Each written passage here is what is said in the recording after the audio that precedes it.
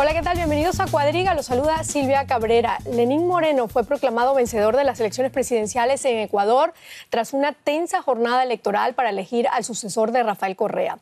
El candidato oficialista obtuvo apenas una diferencia de 2.2% de los votos, lo que llevó a miles de ecuatorianos a protestar en contra de lo que califican como un fraude electoral. La oposición pidió el reconteo de votos. Esto ha dejado ver lo dividida que está la sociedad ecuatoriana tras 10 años de mandato de Correa. Moreno promete mejorar la economía y reconciliar al país, alejándose del estilo confrontacional de su antecesor, pero no será fácil. El nuevo presidente cuenta con un poco capital político propio y con una población que ve con temor la versión del socialismo puesto en marcha por su vecina Venezuela. ¿Se alejará Ecuador del llamado socialismo del siglo XXI? Esto lo vamos a tratar de responder aquí en Cuadriga con nuestros siguientes invitados. Gemma Casadeval es periodista española establecida en Berlín desde 1992, trabaja en la agencia EFE, ha sido observadora electoral y corresponsal en varios países de América Latina, incluidos ahora Ecuador. Gemma opina que el término socialismo del siglo XXI asusta ya a los mismos que lo defendieron. Bea Picker, periodista y politólogo, desde 1994 trabaja para la sección internacional de diario berlinés Die Tageszeitung. Bea dice que lo del socialismo ha sido pura retórica. El desafío de Moreno es luchar contra la corrupción y abusos de poder, unir a un país polarizado y volver a los principios de aquella revolución ciudadana. Sara Ortiz, periodista del Comercio de Ecuador, es parte del equipo de investigación que hace seguimiento a los casos de corrupción en Petroecuador. Sara dice que la bonanza petrolera en Ecuador sostuvo programas sociales en esta última década. Los beneficiarios, votaron por Lenín Moreno, pero eso parece agotarse. Con esto comenzamos nuestro programa de Cuadriga. Los invito, como siempre, a seguirnos muy de cerca y escribirnos a nuestro correo electrónico o por medio de las redes sociales. Bueno, quiero comenzar, Gemma, por ti. Ecuador llegó a estas elecciones del 2017 en medio de una alta beligerancia política, con una economía convaleciente tras la caída de los precios del petróleo en el 2014 y además con fuertes denuncias de corrupción en las altas esferas del poder. En medio de este escenario, ¿cómo logra el triunfo Lenín Moreno, el candidato oficialista? Bueno, es posible que el triunfo hubiera sido incluso un poco más abultado de no haber coincidido con la gran crisis de Venezuela. Ecuador, Correa, tanto Correa como Lenín se han estado buena parte de la última fase de la campaña tratando de distanciarse y recordando Ecuador es Ecuador, Venezuela es Venezuela. Mantienen esa hermandad, pero ellos saben que esa hermandad les perjudica. ¿Por qué? Pues porque el socialismo del siglo XXI ha caído absolutamente en descrédito y cualquier acercamiento a eso les perjudica y eso lo saben positivamente. Por eso digo, tal vez si no hubiera coincidido las elecciones con la fase más álgida hasta ahora de lo que está pasando en Venezuela, a lo mejor habríamos tenido un resultado un poquito más abultado a favor de Lenín. Sara, tú como ecuatoriana, ¿te sorprendieron estos resultados tan justos? Hablamos un poco más de 200.000 votos entre Lenín Moreno y su contrincante Guillermo Lasso.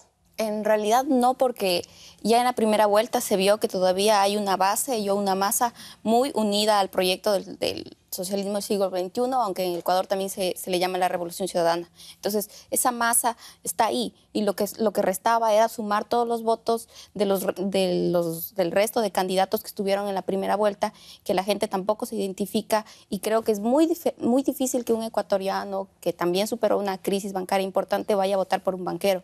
Yo veía muy difícil el triunfo de Lasso por eso, y también no sorprendente los votos que tuvo Moreno. Lo que sí me sorprendió es que el margen fue muy pequeño. Muy corto. Vea, ¿qué legitimidad tiene el nuevo presidente con este margen tan estrecho del que estamos hablando?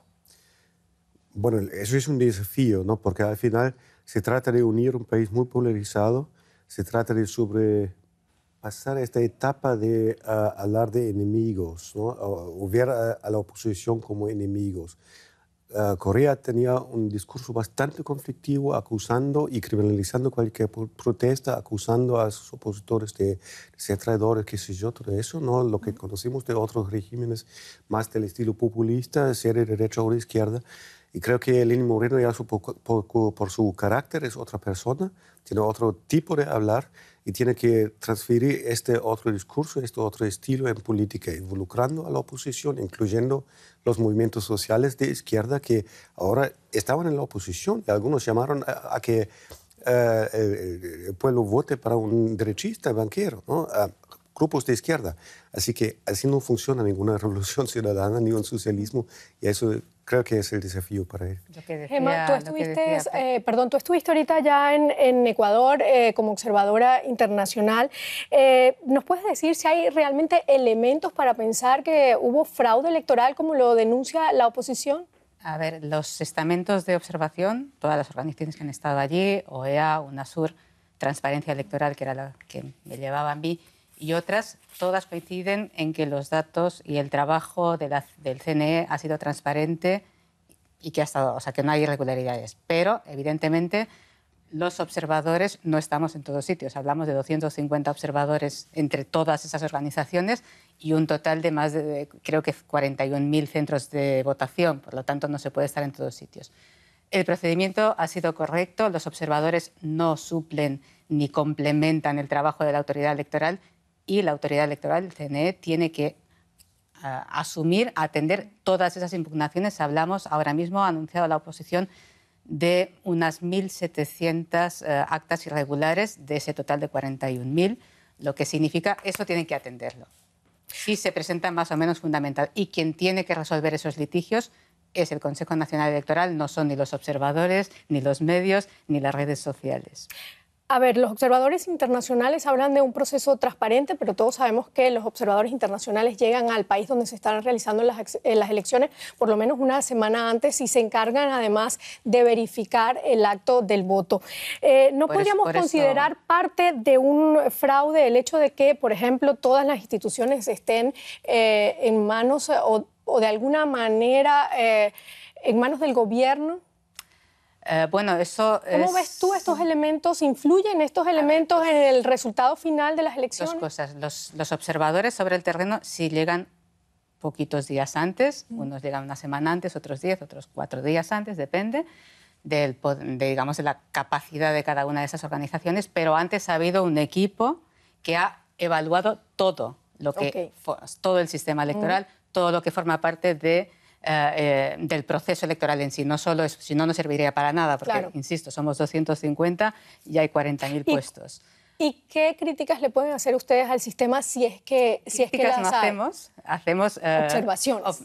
Observaciones o recomendaciones, así se califican, porque es una cosa muy diplomática. Nosotros acudimos como invitados del gobierno de ese país, bueno, del Consejo Nacional de ese país, por lo tanto, somos muy diplomáticos, hacemos recomendaciones. Pero insisto, se examina todo lo que implica o lo que está implicado en un proceso electoral. Claro. En eso entra también, por ejemplo, los medios, el comportamiento de los medios públicos, de los medios privados, que ahí es el gran punto ahora mismo de controversia. Y esta ha sido una de las denuncias de la oposición, sobre todo el manejo de los medios para darle continuidad al gobierno de Rafael Correa. Sara, tú eres periodista y, como decíamos anteriormente, también ecuatoriana. ¿Cómo ves tú en tu país el rol que tienen los medios de comunicación, sobre todo en las elecciones?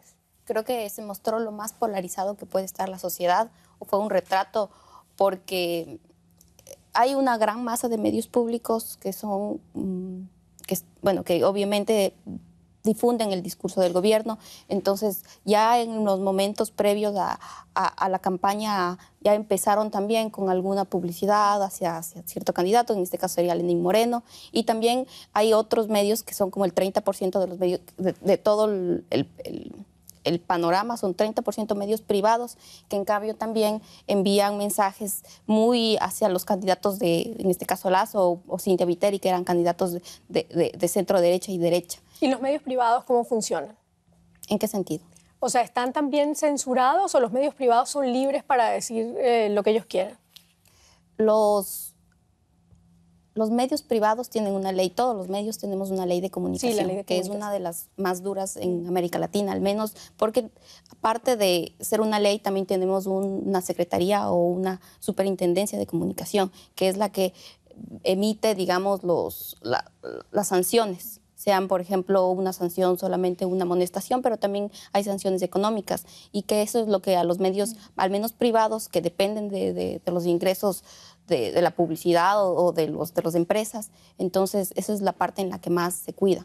Entonces, creo que hay autocensura a veces también, y también hay un cuidado de manejar la información de una forma en la que no pueda haber después ningún tipo de sanción, por ejemplo, del gobierno. Pero también, en cambio, los medios públicos, que también están regidos por la ley de comunicación, sí se ha visto, y ya hubo un informe presentado por el Colegio de Abogados de Pichincha, que es la provincia más grande o del distrito más grande donde está Quito. Entonces, este Colegio de Abogados ya hizo una evaluación de los 3 años de la ley de comunicación, y ahí se establecía que había habían muchas más sanciones a medios privados y muy pocas a los medios públicos. Vea, ¿qué opinión tienes tú sobre estos elementos que estamos hablando y que influirían de alguna manera en las elecciones de Ecuador? Bueno, obviamente eso influye, ¿no? Porque el conflicto de Correa con los medios se ha desarrollado a través de una década casi, ¿no? Que hubo enfrentamientos muy duros, hubo encarcelamiento de algunos periodistas por haber publicado notas que Correa consideraba falsos en momentos muy tensos de la política del país, acusados de ser agentes, qué sé yo, ¿no? Este discurso conocemos también de otras sociedades donde pasa lo mismo. Si ahora vemos a Turquía, es lo mismo, solo que en Turquía yo lo considero mucho peor, porque por lo que yo sepa en Ecuador no hay ningún periodista encarcelado por su trabajo, pero sí hay una línea bastante dura contra la diversidad de opiniones en la prensa, mientras la sigue habiendo, ¿no? Hay medios que están cerca de la oposición, no es como en Cuba, que no haya ningún medio oficial que no sea de la oposición, ¿no? Gema, quería preguntarte... Esa es un poco la confrontación, la oposición acostumbra a definir los medios públicos como medios incautados, porque son los que están del lado del oficialismo, y los privados, algunos de los privados, no todos, se identifican con el poder económico que respalda a la oposición. Bueno, en todo caso, como dice... Porque están incautados. Claro, como no solamente están en una incautación figurativa, sino que legalmente eran medios privados que ahora están en manos del gobierno. Por eso hay esa confrontación entre dos... Digamos, hay medios que están en la franja intermedia, ¿no? que son los que siendo privados, no están claramente decantados hacia la oposición, pero sí sí existe esa confrontación entre los incautados, Gema, oficialistas. muy brevemente, antes de pasar al otro informe, tú hablas de 700 actas que van a ser analizadas ellos ahora. 1.700, a 1.700 creo que han actas. dicho, no lo sé. En caso de que estas 1.700 actas hayan sido manipuladas, como dice la oposición, ¿todavía está abierta entonces la posibilidad de que el candidato, si estas actas, por ejemplo, dan el voto al candidato Lasso, de que se cambie el resultado? Esas actas representan un total de más de 500.000 votos y la diferencia entre uno y el otro era de 230.000. Es decir, en el caso hipotético que efectivamente todas esas actas se comprobase que están mal y todas estuvieran decantadas a favor de Lasso, podría. Pero eso yo creo que no. Personalmente creo que no. ¿Por qué no crees? Pues por el cómputo. Por la tendencia. O sea, si son 500.000 y hay una tendencia que le favorece a Lenin, al final sería él igual el ganador. Solamente tal vez sería una diferencia mucho menor. Pero incluso aunque no pueda llegarse a revertir, insisto, el Consejo Nacional Electoral, las impugnaciones que estén fundamentadas y se puedan documentar con actas que se vean, o sea, no pueden salir simplemente todos los días por distintos medios que sean los suyos diciendo eso es fraude. No, tienen que documentarlo, tienen que presentar una impugnación formal y entonces se va a evaluar. Es decir, que el caso electoral en Ecuador no está todavía cerrado, aunque sí estamos hablando de Lenín Moreno como presidente ya proclamado. Yo creo que, por lo que he visto, creo que sí está cerrado y creo que sí la elección está cerrada, pero formalmente existen esas... yo creo que es una de las responsabilidades de la oposición en este momento, porque ellos pueden prorrogar este proceso de deslegitimizar el gobierno por mucho, ¿no? Si siguen reclamando fue fraude, pero creo que hasta para ellos políticamente sería una estrategia bastante mala, ¿no? Porque al final se necesita trabajar juntos, se necesita ejercer el rol de una oposición activa en el Parlamento, se necesita abrir un diálogo con el gobierno, todo lo que no había en los últimos años. Y eso fue un poco lo y que dijo el presidente electo ayer, ¿no? Bueno, la oposición tiene derecho a pataleo, como dicen allá en Ecuador, y lo está haciendo. Hay un factor psicológico que hay que tener en cuenta, y es que la oposición, durante todo lo que fue la última fase de la campaña, ya estuvo advirtiendo que no iban a admitir una derrota, o sea, que no iban a aceptar. Entonces, ¿cómo vas a creerte a alguien que te dice, si no gano, no me lo voy a creer? Claro. Bueno, vamos a ver ahora este informe. El candidato oficialista se mueve entre el continuismo de Rafael Correa, la llamada revolución ciudadana y la promesa de un cambio radical. Yo sé escuchar, ha repetido siempre a dónde va, y con esto pretende diferenciarse del estilo confrontacional de Rafael Correa. Ofrece otro modo de gobierno, pero ¿quién es realmente Lenín Moreno? Vamos a ver el siguiente informe. Nacido en la Amazonía ecuatoriana, Lenín Voltaire Moreno fue bautizado así en honor al líder ruso y al pensador de la Ilustración francesa. En su casa se respiraba política. Este hijo de maestros se licenció en Administración Pública y no saltó a la política hasta 2007, cuando fue vicepresidente con Rafael Correa. En 2013 la ONU le nombró enviado especial en discapacidad y accesibilidad. Moreno se desplaza en silla de ruedas desde que fue víctima de un disparo durante un atraco. La visibilización de las discapacidades y la apuesta por políticas sociales han sido su sello político. Hombre de carácter dialogante y discreto, el futuro presidente será más conciliador y menos radical que su antecesor, aseguran algunos expertos. Un talante que tendrá que demostrar cuando tome las riendas de un país dividido.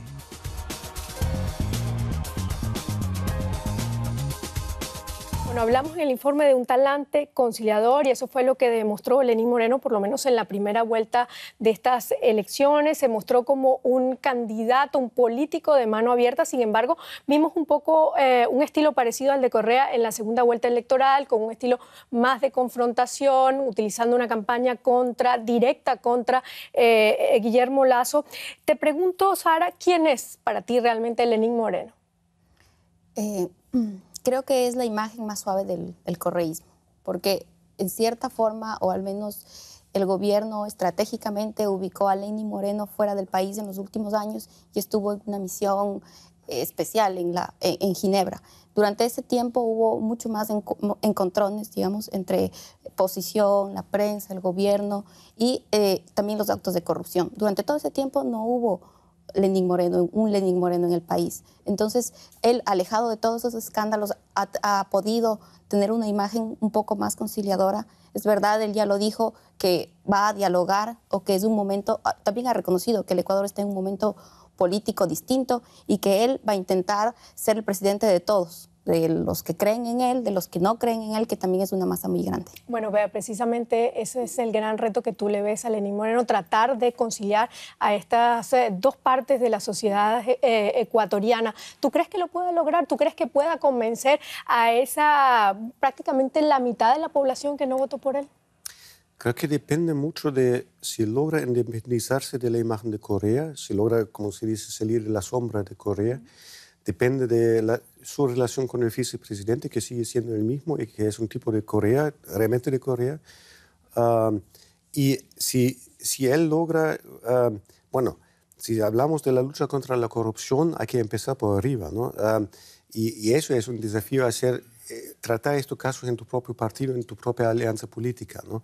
Pero todo eso son retos. Si él logra eso, gana un montón de credibilidad que en este momento, con esta parte de la población que no votó por él, no tiene, ¿no? Pero se lo puede ganar, parece. Lo escuchamos hablando con la prensa internacional y decía, y lo leo textualmente, las decisiones las tomaré yo y voy a aplicar mi estilo. ¿A quién va dirigido este mensaje de Lenín Moreno? ¿A sus seguidores, a la opinión pública o a Correa directamente? A los tres me parece, ¿no? Bueno, pero y a sí mismo, ¿no? Para manifestarse, sí, tengo el coraje de hacer eso, ¿no? Y hay un montón de cuestiones, ¿no? Mucha gente dice que ya durante la campaña se cansó muy rápidamente, ¿no? Por su estado de salud.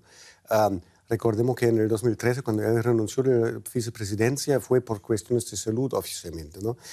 Esos son factores también que pueden jugar un papel, porque es un reto grande, hay una crisis económica profunda que tiene que resolver o por lo menos aliviar para evitar que Ecuador caiga en una crisis total como Venezuela o como los países. Así que vamos a ver, ¿no? Pero los retos son enormes para él. ¿Quién es para ti realmente Lenín Moreno y en qué se diferencia de Rafael Correa? Y te lo pregunto porque tú has estado varias veces en Ecuador y has entrevistado a Correa, ¿no? Aunque parezca un juego de palabras fácil, Lenin existía antes que Correa, ¿no? Es decir, él tiene una trayectoria detrás. Para mí, Ben ha mencionado al vicepresidente. Para mí el vicepresidente es un problema y ha sido un problema en la campaña de él, porque está primero muy manchado con el tema de corrupción también, ¿no? Porque representa mucho el sistema de Correa. Me imagino que pues, bueno, fue el anclaje que al final se dio, pero coincido totalmente con él. Tiene que independizarse, tiene que marcar su propio camino. Él es una persona muy conciliadora.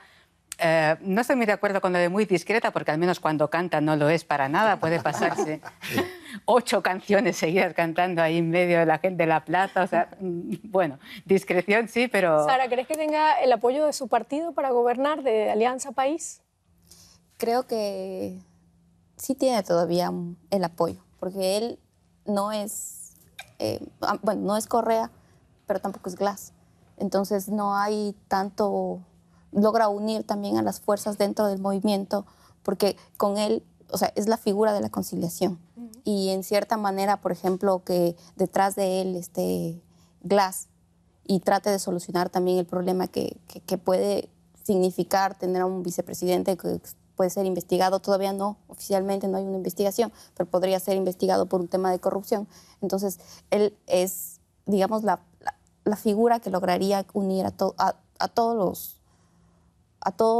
los políticos dentro de su partido, ¿no? Igual que la sociedad. Tú hablaste de unas denuncias de corrupción que todavía no han empezado a investigarse. ¿Crees que Lenín Moreno les lleve adelante esa investigación a pesar de que puedan caer algunos de su gobierno, de su partido? Creo que es muy difícil por el sistema judicial en general, porque necesita, por ejemplo, no sé, en el Ecuador se necesita de una investigación que tiene que hacer la Contraloría, y la Contraloría al mismo tiempo da informes, pero no lo suficientemente sustentados. Y en cierta manera no hay ninguna un hecho concreto que se le pueda, por ejemplo, acusar a Glass o a Jorge Glass de tal acto.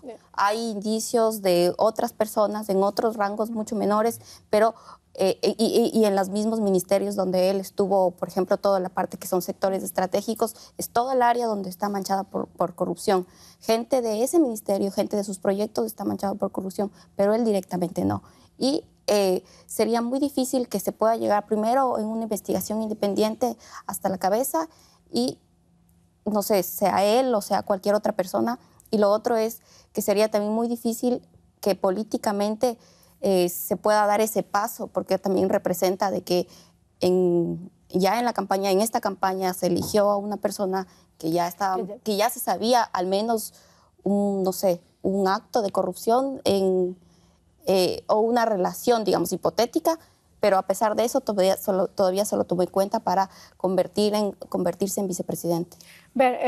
El tema de la corrupción ha golpeado en los últimos meses al gobierno de Correa y ha sido como la piedra del zapato en esta llamada revolución ciudadana.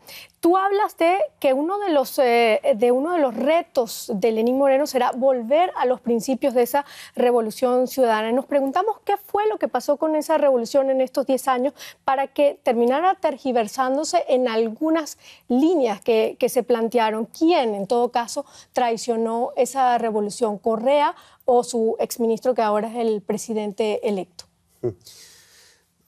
¿Cuánto tiempo tenemos? No. Brevemente, como decimos los periodistas. Yo diría que lo más tarde, los últimos 5 o 6 años, prácticamente los principios que se habían fijado y documentado en la Constitución ya no se habían cumplido. Es decir, esta vuelta al extractivismo total, extrayendo el petróleo del Yasuní, quitándose de este proyecto tan lindo que habíamos soñado todos, ¿no? Y criminalizando la protesta social, violando los principios de buen vivir que está en la Constitución y el principio de derecho de la naturaleza que está en la Constitución, ¿no? Todo eso no tiene nada que ver con los principios anteriores. Y eso fue el gobierno de Corea que quería aprovechar los precios altos de petróleo, obviamente. Quería financiar un Estado cada vez mayor con beneficios para la ciudadanía, sí, en términos de pobreza. Los índices son buenos, la desigualdad bajó un poco, enseñanza mejor, salud mejor, pero al final un Estado mucho más grande que lo necesario para lograr eso, y ya entramos en el tema de corrupción. Entonces, si otorgas a un Estado un papel más grande va a ser la corrupción si no tienes mecanismos de checks and balances, de control muy amplios, y en un sistema que ya por la persona de Corea se concentró más y más y más en su persona, en su liderazgo, no tanto en elementos de base, porque todos los movimientos sociales que antes, en su primera victoria electoral, habían formado la Alianza de Corea, ya no estaban con él. Claro. No estaban con él, sino estaban en contra. Bueno, precisamente estas elecciones de Ecuador fueron interpretadas globalmente como un referéndum sobre el legado de Rafael Correa en un continente que en los últimos años parece observar el ocaso de los gobiernos de izquierda que expandieron su dominio desde comienzos de siglo. ¿Cuál es la herencia de la llamada Revolución Ciudadana tras 10 años de su puesta en marcha? Veamos. El socialismo del siglo XXI resiste con la victoria de Lenín Moreno. Sin embargo, este proyecto político iniciado en 2007 por Rafael Correa muestra claras señales de desgaste. El próximo gobierno recibirá una difícil herencia de su antecesor.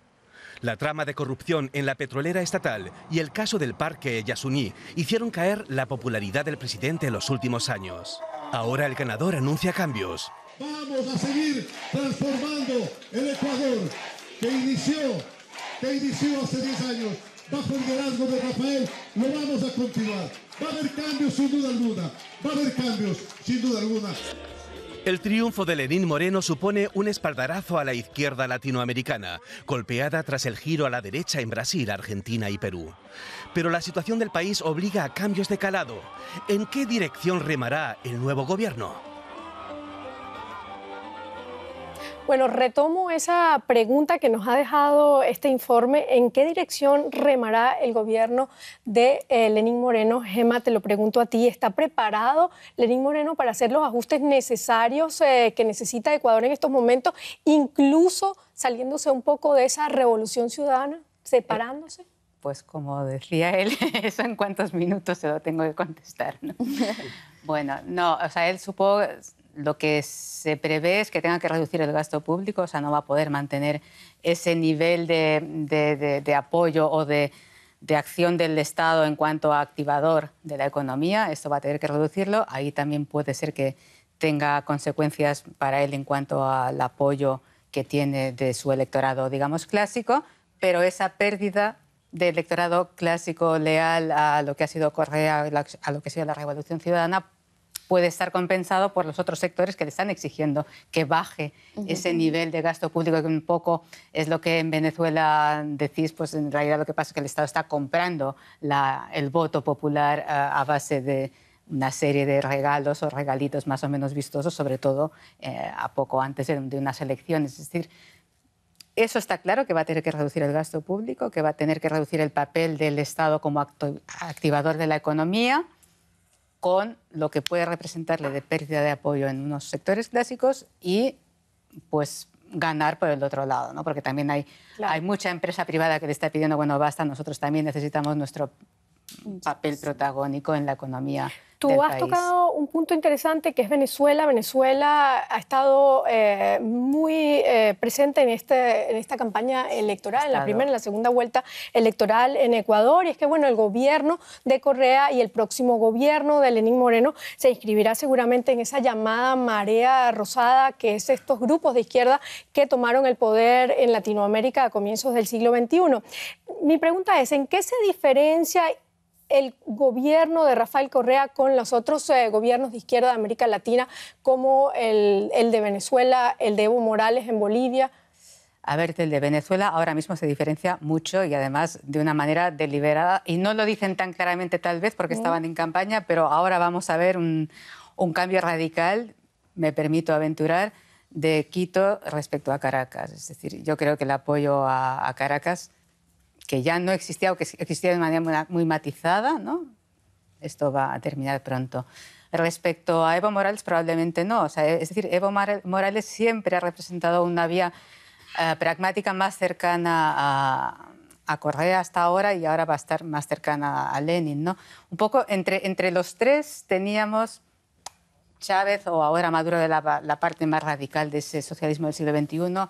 Morales no. Morales está en otro lado y Correa ha sido, digamos, el más pragmático, más dinámico, más acercado a todo, más cercano a lo mejor a lo que fue en Argentina bajo Cristina Kirchner, ¿no? Sara, esta comparación de Ecuador con la Venezuela de Hugo Chávez, ¿qué tanto influyó en los resultados electorales en Ecuador? ¿Le quitó, le restó votos a Lenín Moreno?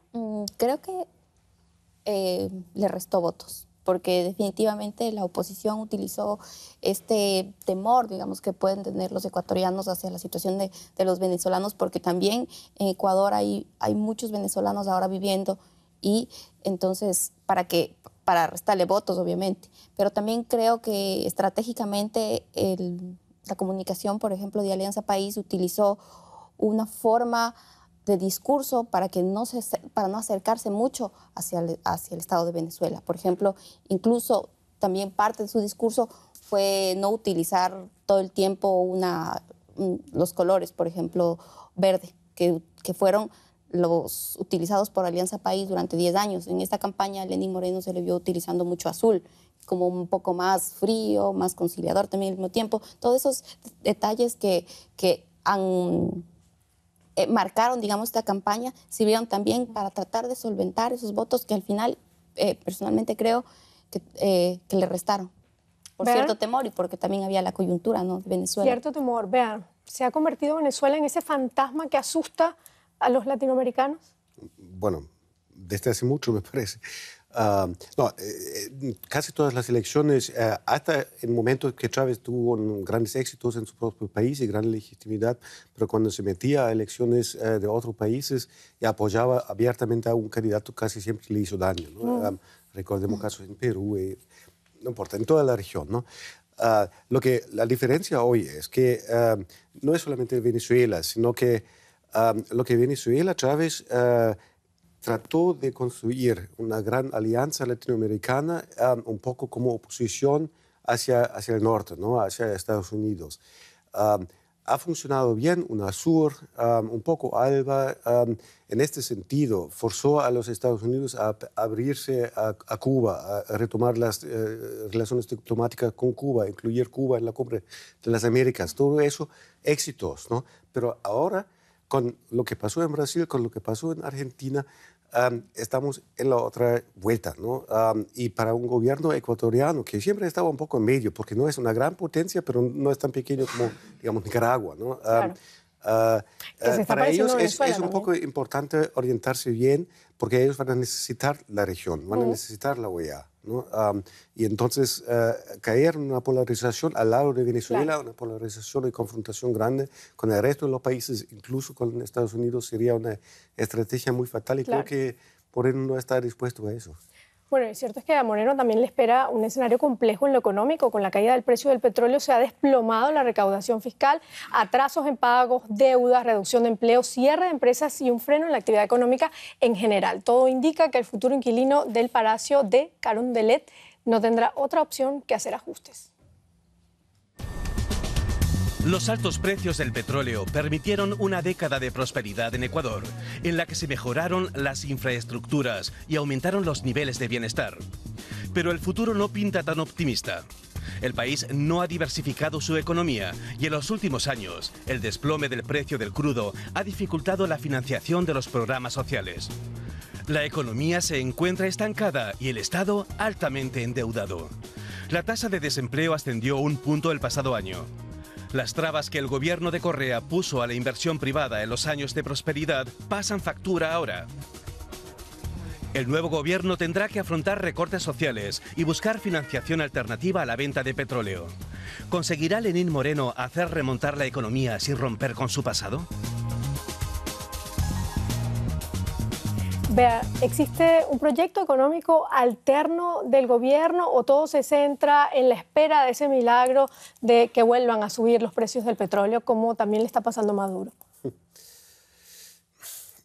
El tema es que gran parte del petróleo que está por extraerse ya se vendió. Ya está en manos chinos, ¿no?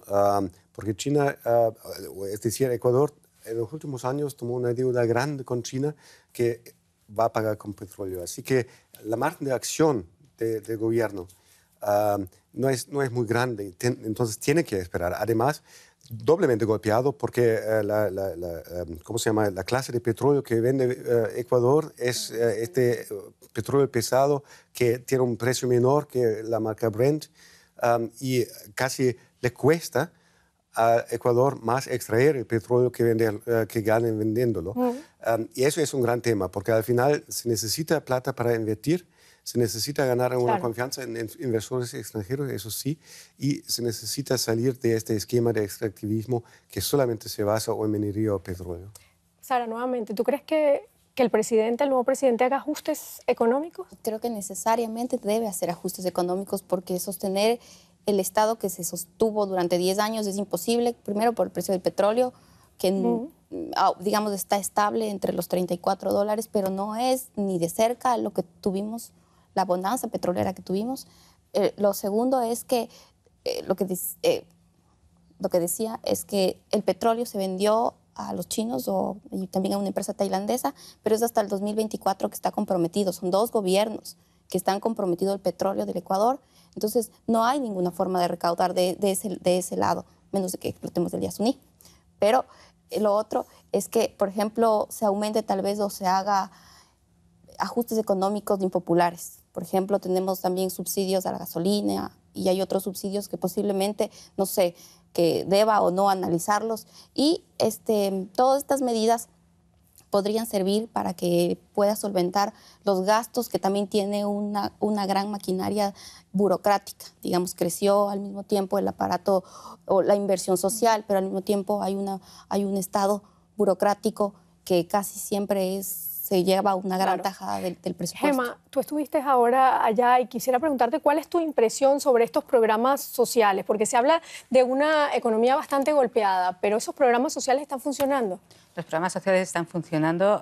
El Ecuador de hoy no es el Ecuador de hace 10 años. Hay muchas mejoras y eso se nota en la calle. El transporte público, por ejemplo, en Quito funciona. O sea, se nota que no es una economía maltrecha.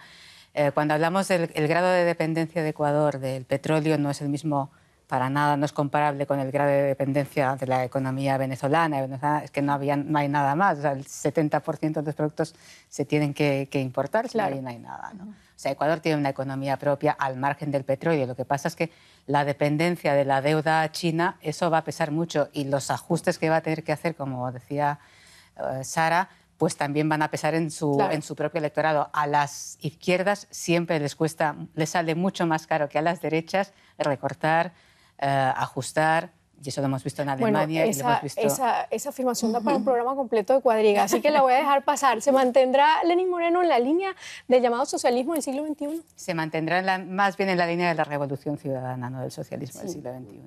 ¿Tú qué opinas, Ber? Creo que del socialismo del siglo XXI ya dentro de pocos años nadie va a hablar en esta región. O nadie va a hablar bien. Es un esquema quemado, ¿no? Puede haber partido socialista, eso sí, pero este socialismo del siglo XXI que ha sido marcado por Chávez y que llevó al catástrofe a Venezuela por un sinnúmero de factores, ¿no? Pero es una expresión quemada, ¿no? A mi juicio, ¿no? Que creo que tiene una connotación igual negativa. En Ecuador no se utiliza el socialismo del siglo XXI, pero sí la revolución ciudadana, que llama más como a la integración con la gente y con el electorado que también votó a Lenin. Ellos se consideran parte de la revolución. ¿Y cómo clasifican al gobierno de Correa? O sea, ¿cómo lo denominan? ¿No es un socialismo? No. ¿Es un gobierno de izquierda? Un gobierno de izquierda o también el gobierno de la revolución. El gobierno de la revolución. ¿Tú también lo dirías así, Gemma? Sí, Dices que todo el mundo está aterrado con el concepto de socialismo del siglo XXI a estas alturas. Claro, yo creo que eso solo se utiliza con fines difamantes ahora mismo. O sea, cuando quieres decirle a alguien que está haciendo algo mal, utilizas ese término. Si quieres favorecerlo, no lo vas a utilizar. Pero básicamente, insistimos, o sea, el peso de la crisis venezolana en toda la región es muy fuerte. O sea, ya le pasó a Santos con el referéndum en Colombia, el referéndum para el proceso de paz, ¿no? O sea, cuando la oposición quería deslegitimar a ese proceso de paz de Santos, le decía, es que estás vendiendo la patria como han hecho los venezolanos, como ha hecho el chavismo a una guerrilla castrochavista. Es decir, o sea, es algo que solo sirve para difamar a quien se le aplica. O sea, es muy... O sea, lo escuchaba el otro día por allí, decía, lo peor que le ha pasado a la izquierda es que haya existido un socialismo del siglo XXI. Sí, y sobre todo no haber forma cortado a discursiva. tiempo con ese, porque ha habido muchos matices en medio, muchos distanciamientos de medias tintas, pero no se han atrevido a cortar, y eso es lo que les ha faltado al resto de izquierdas latinoamericanas, cortar claramente y de una vez con lo que ya no es socialismo ni del siglo XXI ni de ningún sitio, es lo que es ahora Venezuela, y Sara, tú ¿qué ibas tienes a la decir tú? definición seguramente más clara que yo. Que al menos de forma discursiva sí hay una separación muy grande de no utilizar ese término por la connotación negativa que causa en general, ¿no? Además, a mí me gusta mucho más revolución ciudadana, porque referirse en ciudadanos, es decir, todos tienen iguales Integral. derechos, no es el Estado que dirige o controla todo, sino que son los ciudadanos mismos que controlan. Eso es una utopía tal vez, pero es una utopía linda. Bueno, con esto terminamos nuestro programa. Muchísimas gracias por habernos acompañado. No dejen de compartir sus opiniones con nosotros a nuestra dirección de correo o a mi Twitter personal, scabrera_s. Hasta luego.